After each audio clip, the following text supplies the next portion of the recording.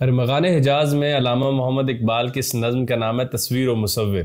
تصویر سے مراد ہے آپ اور میں، تمام انسان، اور مصور یعنی اللہ تعالیٰ ہمارا خالق و مالک۔ تو تصویر و مصور کا مکالمہ چل رہا ہے، جس میں تصویر اس بات پر پریشان ہے کہ اے مالک، سب لوگ میری تعریف کرتے ہیں، مجھے دیکھتے ہیں، مجھے دیکھ کر حیرت زدہ ہوتے ہیں، لیکن عجب بات ہے کہ میں آپ کو نہیں دیکھ پائی، میں نے آج تک آپ کو دیکھا ہی نہیں، اور مجھے خبر ہے کہ میرا کوئی خالق ہے۔ جیسے یہ جو ٹچ آف ایڈم، یہ جو پینٹنگ کا ایک چھوٹا سا حصہ ہے، تو پہلی سطح پر ہم اس کو پرکھیں گے، دوسری سطح پر ہم کہیں گے بھئی کون ہے جس نے اس کو بنایا؟ یا جب ہم مونا لیزا پینٹنگ کو دیکھتے ہیں تو پہلی سطح پر ہم اس کی آرٹ فارم پر بات کرتے ہیں، دوسری سطح پر ہم کہتے ہیں بھائی اس کا بنانے والا کون ہے؟ اور آپ کو یاد آئے گا غالب کا بھی جو دیوان کا جو پہلا شعر ہے، نقش فریادی ہے کہ شوخی تحریر کا، وہ بھی اسی طرف ہی ہے۔ تو علامہ نے ہمیں تصویر کہا ہے اور اللہ تعالیٰ کو مصور، لیکن ایک عجب منظر باندھا ہے جہاں پر ہم اپنے محبوب، اپنے خالق کو دیکھنے کی خواہش کر رہے ہیں، لیکن جو ہماری محدود فیکلٹیز ہیں، یعنی ہماری عقل، ہماری آنکھیں، ان میں وہ قوت نہیں ہے شاید کہ ہم اس کو دیکھ سکیں۔ اور خود سوچیے نا، پینٹنگ تو اپنے فریم میں قید ہو جاتی ہے، تو پینٹنگ کی مشکل کیا ہے کہ وہ اپنے کینوس سے باہر کی دیوار کو بھی نہیں چک سکتی، تو اب وہ کیسے سمجھے کہ مالک و خالق یا میرا بنانے والا کون ہے؟ مگر پینٹنگ کو جب آپ دیکھیں گے تو دیکھنے کے بعد آپ کے اندر پہلی خواہش، جب آپ پینٹنگ کو اچھی طرح سمجھ لیں گے تو یہ ہوگی بھائی حضور یہ یہاں آئی کیسے؟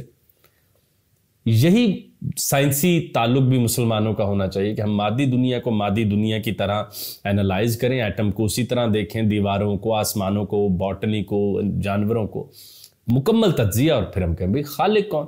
لیکن علامہ کا منظر دیکھیں، انہوں نے کہا کیسے باندھا۔ پہلا شعر، تصویر یعنی بے قرار ہوتی ہے، جو صوفیہ کا بھی منظر ہے کہ وہ بانسری جس میں آواز پھونک ماری جا رہی ہے تو وہ ہر دفعہ رونے کا نغمہ کر رہی ہے کہ میں اپنے اصل سے دور ہوں۔ تو تصویر اپنے اصل کو جاننا چاہ رہی ہے۔ کہا تصویر نے تصویر گر سے، نمائش ہے میری تیرے ہنر سے، یعنی تصویر نے کہا اپنے مصور کو، بنانے والے کو، کہ حضور یہ جتنی میری تعریف ہے یہ اصل میں تو آپ کی تعریف ہے۔ بھائی خرم نے تھوڑی اپنے ہاتھ بنائی ہے، میں نے اپنی زبان تھوڑی نہ خود بنائی ہے، میں تو اب اس سے بول لیتا ہوں، یہ تو میری مطلب ایسے انیٹ ویلیوز ہیں، میں نے تھوڑی ان کو طے کیا، تو یہ تو آپ کی دی ہوئی ہیں، تو تعریف بھی آپ کی ہے۔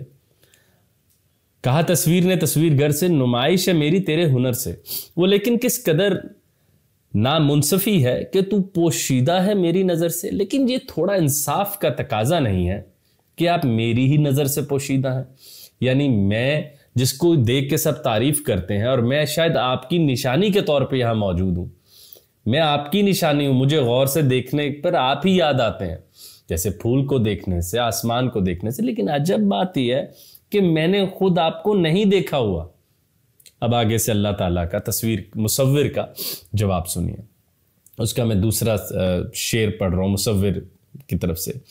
نظر درد و غم و سوز و تب و تاب، تو اے ناداں قناعت کر خبر پر۔ تو وہاں پہ کہا گیا کہ بس آپ کو خبر دے دی گئی ہے نا۔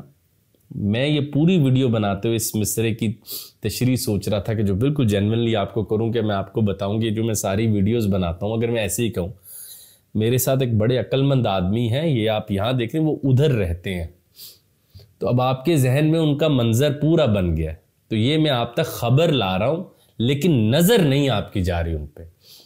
تو خبر ٹیکنیکلی یا تھیولوجیکلی وہی کو بھی کہتے ہیں کہ خبر سے ہمیں پتہ چل رہا ہے کہ اللہ ہے، نظر نے تو نہیں دیکھا، نظر نے تو نشانی دیکھی ہے۔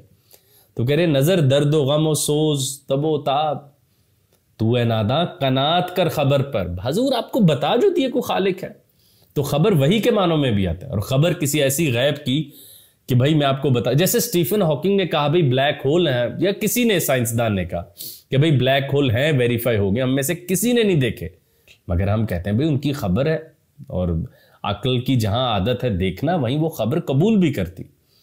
تو اللہ تعالیٰ نے کہا کہ حضور آپ خبر پر قناعت کریں اور ان جھنجٹ میں نہ پڑیں۔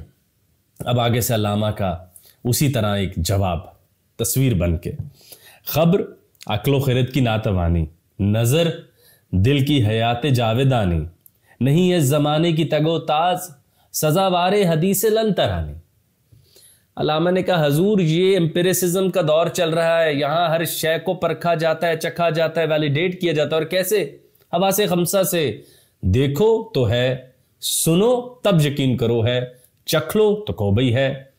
مگر اگر کوئی شے جس کو نہ میں حواس خمسہ یعنی آنکھ، ناک، کان، ہاتھ سے ویریفائی نہیں کر سکتا تو بھائی میں مانوں کیوں؟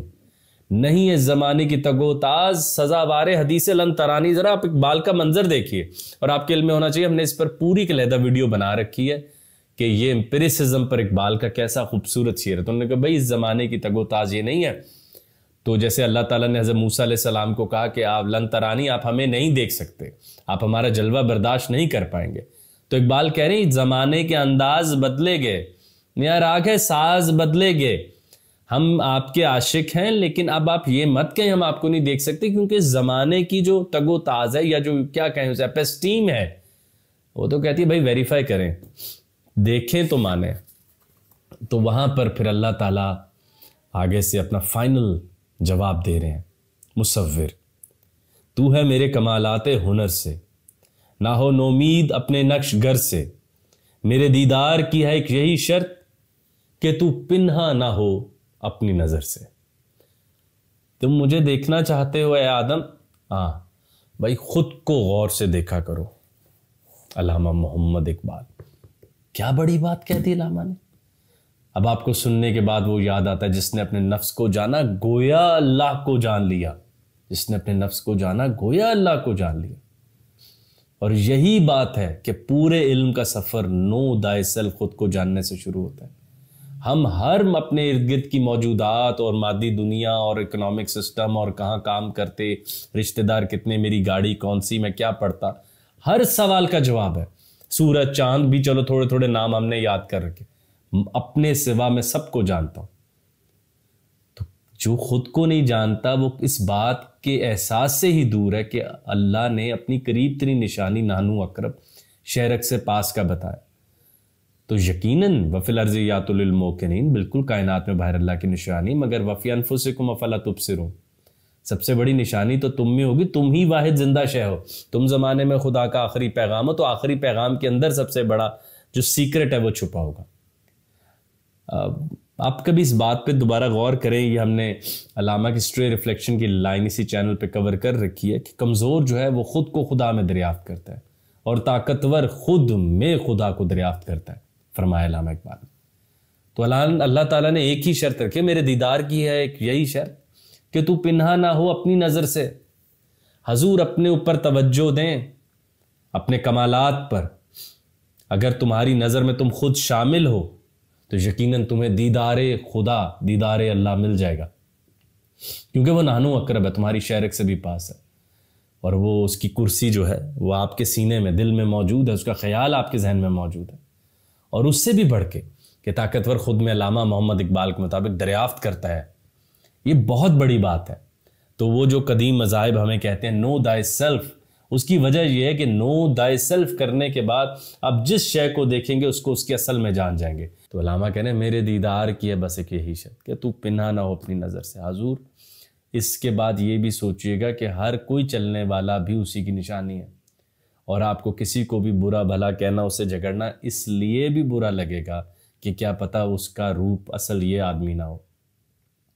تو یہ بہت بڑی نظم ہے تصویر و مصور، جس میں علامہ محمد اقبال نے اللہ تعالیٰ کی طرف سے کتنی بڑا پیغام ہمیں پہنچایا ہے کہ یقیناً میری خبر تو آپ تک پہنچ چکی ہے پیغمبروں کے ذریعے، آقا دو جہاں سرکار دو عالم صلی اللہ علیہ وآلہ وسلم کے ذریعے، قرآن کے ذریعے خبر ہمیں آ گئی کہ ایک اللہ ہے اور وہ ہم سے رابطے میں ہے اور وہ ہمیں کلام کر رہا ہے۔